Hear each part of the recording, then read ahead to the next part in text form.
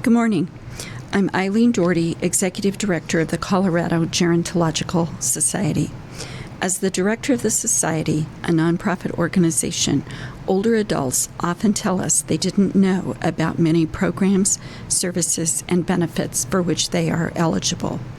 One of our main goals with Senior Answers, in partnership with Legends Radio, is to share information and help you, our listeners, take advantage of these programs. Today we have Don Opica with us. Don is the principal, along with his wife Terry, in Orion Mortgage, which specializes in making reverse mortgages. A reverse mortgage is a unique type of mortgage that helps many older adults who may have limited income. Be they house rich, as they have a lot of equity in their home, but need ready cash to pay their monthly bills. A reverse mortgage is technically known as a home equity conversion mortgage, or a HECMA. A HECMA is federally insured to protect older adults. Here to share more information about how HECMA works is Don Opica, owner and principal of Orion Mortgage. Welcome, Don. Good morning. So let's go ahead and get started. Don, can you just lead us off and tell us what a reverse mortgage is and how it works? Reverse mortgage, the term comes from the concept of starting with a home that's free and clear, and then the lender will send mortgage payments to the borrower each month for as long as they live in the house. That's just one way to use one. You can also take money out as a lump sum payment or as a line of credit, which you can access as needed. In any event, there are no monthly mortgage payments with this loan, and the loan comes due, since every loan needs a due date, when the youngest borrower turns 150 years old. Nobody's lived that long, so effectively you can stay in the home with no mortgage payments as long as you live in the house, pay the taxes, pay the insurance, and maintain the house. Is there interest on that loan? Yes, the interest accrues. It's added to the loan balance each month, so you have a loan with a growing balance, much like if somebody has a forbearance on their loan. The same thing happens with a forbearance as with a reverse mortgage. The interest is added each month, and so the balance goes up. So how is the interest rate determined? The interest rate is determined. It can be a fixed rate. It can be an adjustable rate, depending on the loan program the borrower chooses at the time they get the loan. And they come both ways. There are advantages to each, and it's a discussion you should have with the loan originator whether you want a fixed rate or an adjustable rate product. So our reverse mortgage is regulated by the federal government? Right. On the HECM product that you alluded to, it's an FHA insured product, so the loan is guaranteed by the federal government. There are also non-FHA products available. With those products, sometimes they can be more advantageous for a borrower. It just depends on the borrower's situation. Two of the big differences with the FHA product, if there are going to be future payments, the loan will be an adjustable rate loan, but those future payments can be guaranteed by the federal government, so you're not concerned about the lender solvency at all. With the non-FHA product, sometimes you can borrow more money in today's market. They also go down to age 55, where with the FHA product, you have to be 62 to get one. Okay. So a little bit more flexibility with the non-FHA than with the FHA guaranteed. Different rules is the biggest issue. And again, it depends on the borrower's situation, which one's going to be best. It's like all the different loan programs that are in the marketplace. The important thing is to sit down with the originator, understand what you're trying to accomplish, and then figure out which loan serves your needs the best. So, one of the things that happens sometimes in calls in our office is that people will say, well, I have heard, like the lender in a reverse mortgage taking my house, and they've heard these sort of horror stories. How are individuals protected so that they don't lose their homes? Well, with the FHA product, FHA controls whether the house is foreclosed or not. But up front, before I can even take a loan application, the borrower has to go through a counseling process. So to get a reverse mortgage, the loan originator would provide a proposal.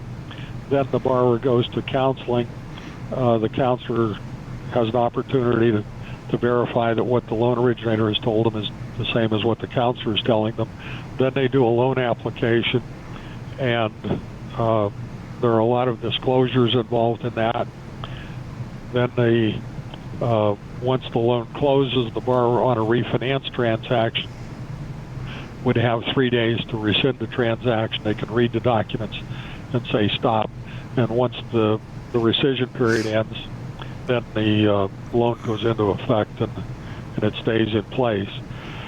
The horror stories that I've heard all reduced to one thing, and that is either the borrower or the heirs or someone else not understanding the product, and then things go sideways. And typically those are miscommunication issues, is what they are. The other issue that I see is that borrowers often do not tell their heirs that they even have a reverse mortgage, and so sometimes the heirs are surprised that there's a reverse mortgage there. With each one, I can address them individually, but I have a hard time getting the horror stories back to the beginning to see what really happened, because as the stories get retold, they get worse and worse and worse. You know how the game plays. I do know how the game plays, and part of it is they didn't listen to start with, as you pointed out. If I have to go to counseling for one of these, are there counselors in the Denver area or throughout Colorado, or how does one go about getting the counseling? With the loan proposal, I give the borrower a list of counselors. Some are in the local area, some are outside the area. The counseling can be done with local counselors in person or by phone. The out-of-town counselors will typically do the counseling by phone. With the FHA product, the counseling can cost $125 to $200 depending on the counselor they choose, or in some cases counseling can be done at no charge to the borrower. With the non-FHA products, the counseling, as far as I know, will always be charged for. Okay. So we've got a little bit of an understanding of how these work. If I was interested, how would I qualify for one, and what are the requirements? You have to qualify on income, assets, and credit, just like any other mortgage. But typically the biggest hurdle is whether you have enough equity in the house or not. You can call any loan originator that's familiar with reverse mortgages. In my case, I can collect borrowers' property information, how much they owe, birth dates, and tell them pretty quickly whether they have enough equity to get a reverse mortgage. In most cases, that's the determining factor, because if the person is making mortgage payments now, they probably have enough income to qualify for the reverse mortgage.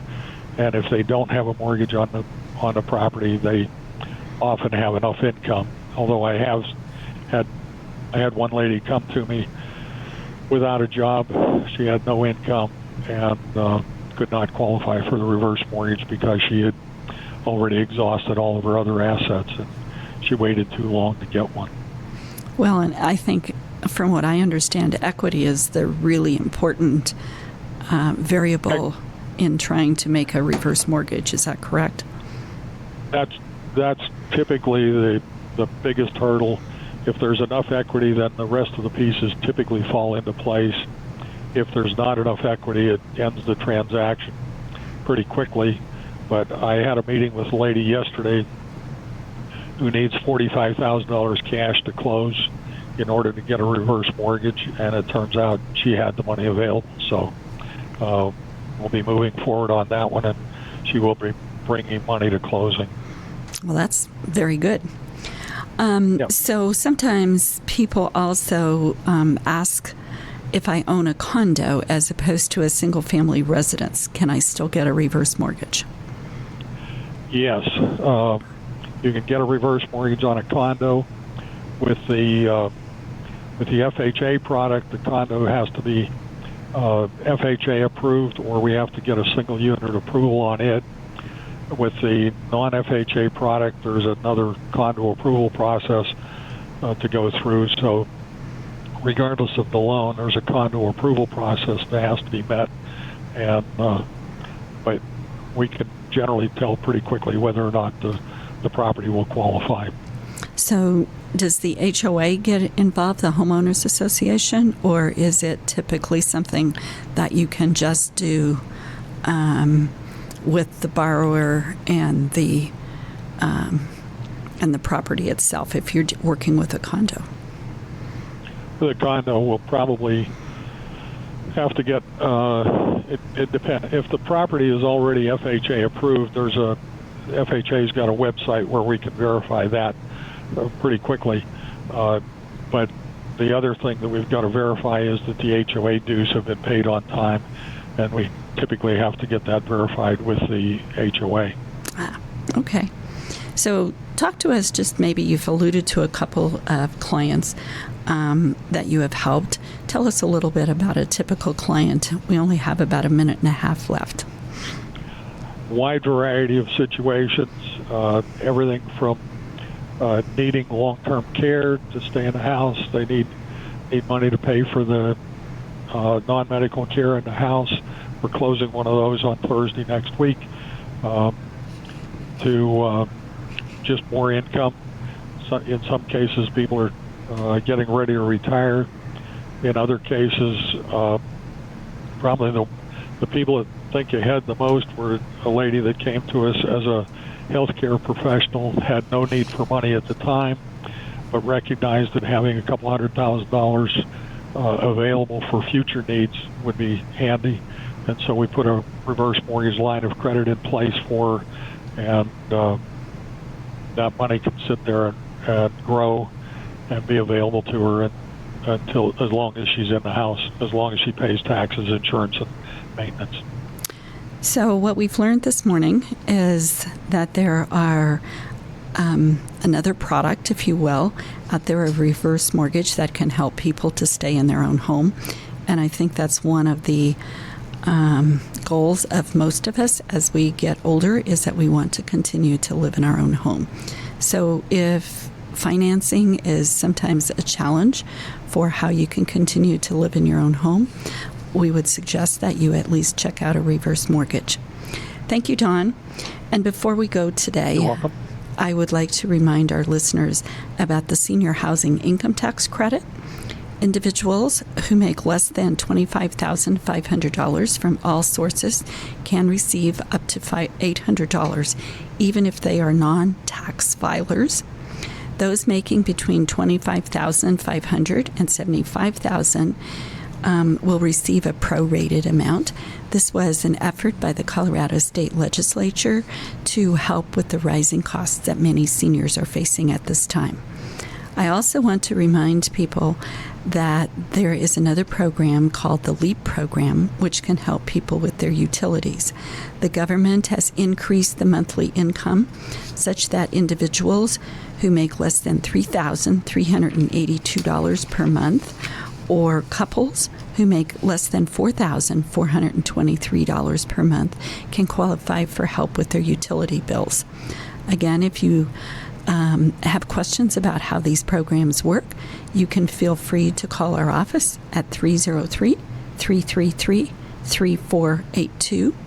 And before I let Don go, I would like to give you his telephone number, which is 303 469-1254, because obviously in the time allotted, we don't have much time to discuss this in detail. Thank you, Don, and I'll talk to you soon. You're welcome. Have a good day.